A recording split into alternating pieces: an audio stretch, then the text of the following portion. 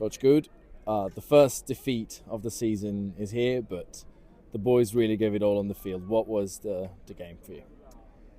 First half, Tarvisium played really well. They were accurate. They played with a lot of passion, and unfortunately, we just weren't quite accurate enough. Especially, a lot of handling errors, and they put some pressure on us, put some pressure on it at scrum, and then they got some penalties, got some field position.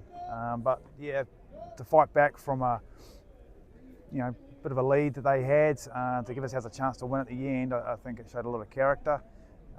We could have won that game.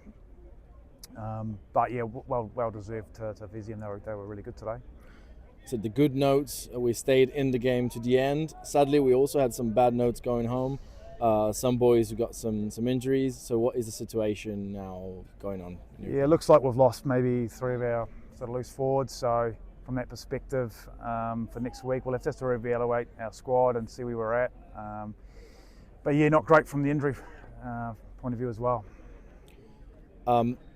We got one last game before this 4 games cycle. It's the all-important game against Petrarca. How are we getting there, in your opinion, and how can this game be used as a wake-up call, say nothing is done yet?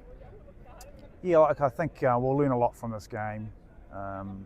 Like the last couple of games, it's a tough part of our season with some boys away and a high injury count at the moment. So the bodies are tired, so we're going to have to regroup. We'll review and put a plan together for Petrarca, but knowing that it's an important game for us now next week and how we respond, and that's the most important thing.